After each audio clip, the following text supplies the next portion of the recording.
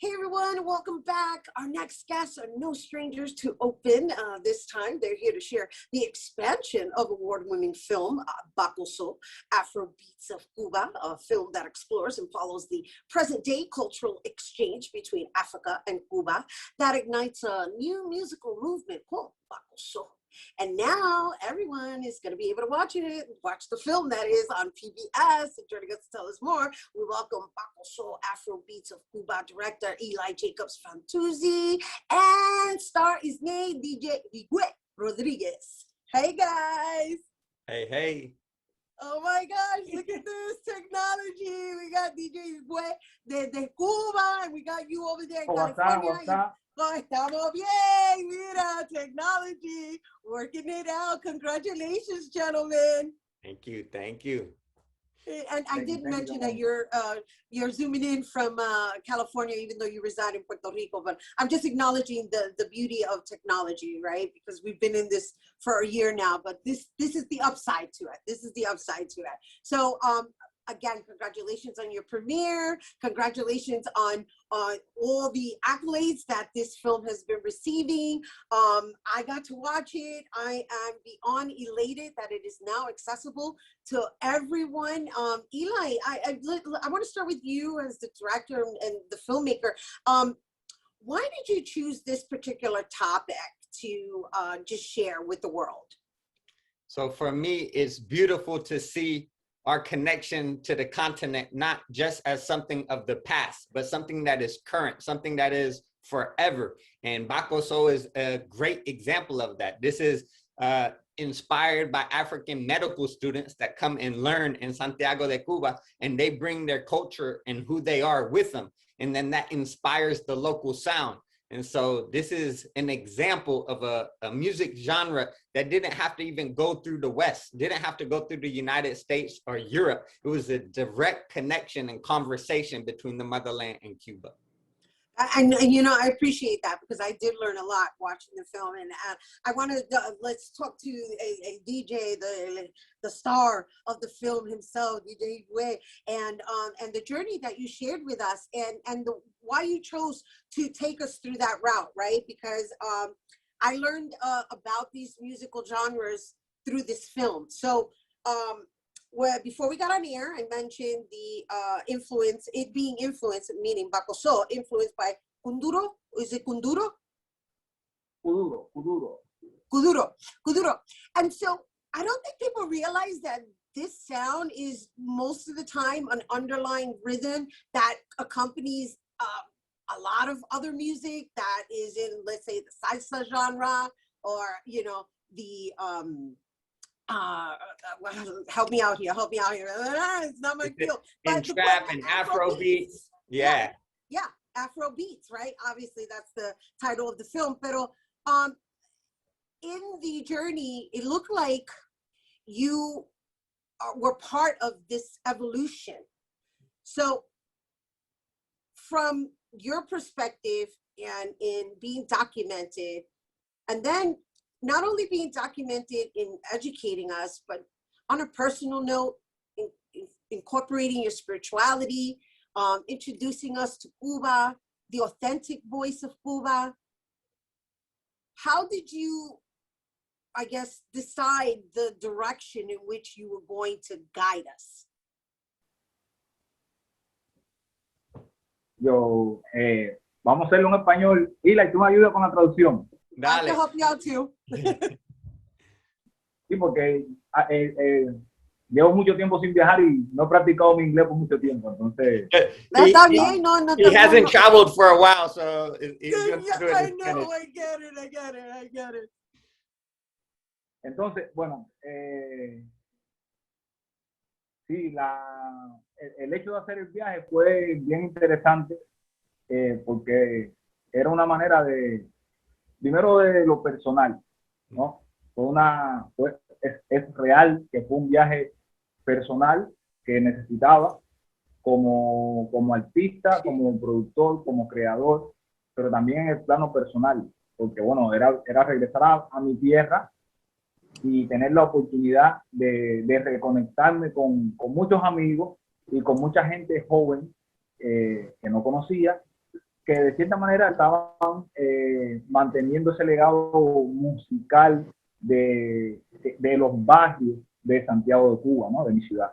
Entonces era bien importante para mí, primero, aprender desde lo personal y tener la posibilidad de mostrarle eso que yo iba a aprender durante ese viaje al mundo, no solamente dentro de Cuba, sino también fuera de Cuba. Que muchas veces se desconoce esa Cuba real, ¿no? Esa gente de verdad, la gente del barrio, los jóvenes que tienen sueños y que están luchando por esos sueños de convertirse en artistas universales con la música que forma parte de sus raíces, pero con un lenguaje actual, con un lenguaje de joven, ¿no? Con su propio lenguaje, sin dejar de perder esas raíces que nos identifican como lo que somos, como cubanos, como afrolatinos. Entonces, fue una oportunidad increíble que me dio la vida, gracias a Isla y también, por supuesto, por aventurarse junto conmigo a este gran viaje que, bueno, terminó en lo que hoy tenemos como película o como documental, que se llama Bakosó. I'll give a quick little resume of what he said, but he said that the trip was super important and interesting, not just to him going back home to his homeland, but his personal journey. It was part of a personal journey. And that when he got there, he got to reconnect with his family. You see in the film with his abuela, and the youth and what's happening current in the streets, and to connect to the dreams of these young people and making this music, which is a universal sound, and have dreams of connecting with people around the world. And that journey, that real authentic Cuba journey, has now turned into this film that we get to show you and the rest of the world. That's wonderful. That was a great quick synopsis of what he said. He said a lot, and it's felt, and I'm sure our audience can actually feel what his intentions, and thank you for translating it, Eli. You did a great job. And that's the beauty of the film, though. That's the beauty of the film, is that you can tell that aside from introducing people to this sound, this Bakosó sound, and him as a DJ who's worldwide, who travels extensively, probably not this year or the past year. However, there's the music that he uses to move people. And so in teaching everyone the sounds that are being created, and not only the sounds that are being created, the way they're being created, because I found you guys to be innovative with the technology as well. Yes, it was one of my favorite parts in the film, and you talked about it too, is that he brings the conga, which is the, the Cuba sound of carnival, of the streets, and he brings them to Egrem, which is the biggest studio in Santiago, along with the AfroBeats rappers, reggaetoneros. He'll bring them into the studio and have them work together to create this new sound. It's something very special that Jigüe does. I think he has a tendency to look back and bring forward our traditions, our ancestors through the music. And so I really love that part and aspect of the film. And you get to see it, you get to feel it, you get to be in the studio, even when things aren't working out. This doesn't work, this doesn't work. I was excited during that part too. I was like, breakdown. I think every artist can relate to it. There's a point in your artistic process where you might say, this is not going to work. You want to tear up the artwork, or you want to throw it, or you're fighting with the person in the studio. You get to a point because you have a vision. And then you have to kind of surrender sometimes to the inspiration and to what's in front of you, and create from your heart. And I think that's what happened. And so before we go, I'm going to bring this back to you, Jigüe. The spirituality component to the film is very crucial to the storytelling. And I love what you did, Eli. I love it. And I'm just going to say it like that so that people really find interest in wanting to look at it and experience it. That was personal, and bringing in and introducing people to the Yoruba religion and the practices, and even bringing them into your grandmother's house.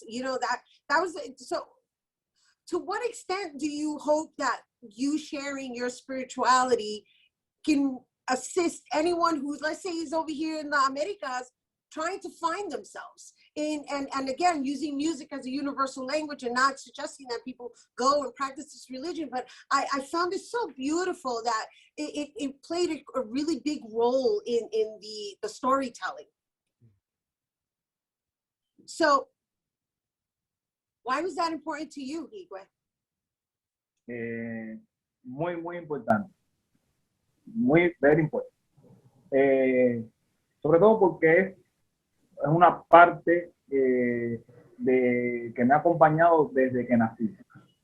La parte espiritual, la parte religiosa. Bueno, yo nací, crecí en la casa de mi abuela, esa casa donde vamos a visitarla en la película, en el documental. Y bueno, mi abuela practicaba la religión desde muy pequeña.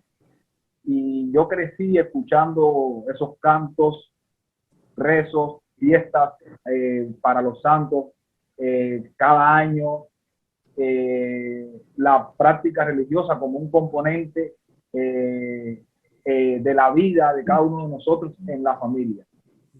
Y para muchos cubanos eso funciona de esa manera. Es decir, el pueblo de Cuba es un pueblo muy espiritual, muy religioso, y sobre todo con la religión que llegó desde África a Cuba.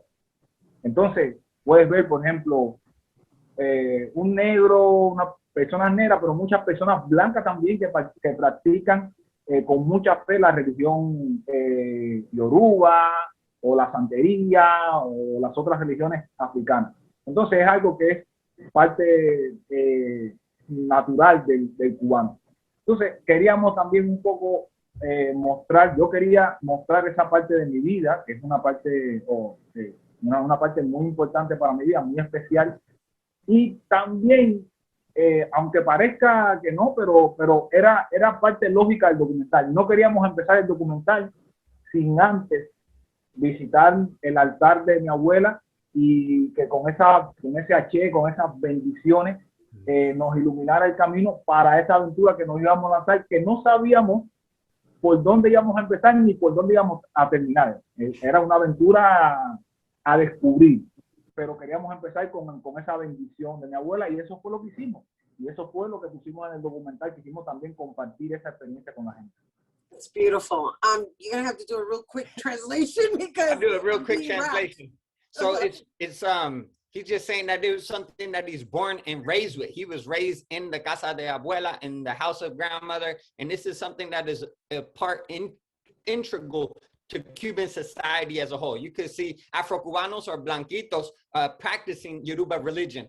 And so how could we start this journey without first stopping by our abuela and giving us the blessing, abriendo el camino, to say, you know, here it is. And it was a adventure. Literally, it was truly an adventure. And that's what you get to see in the film.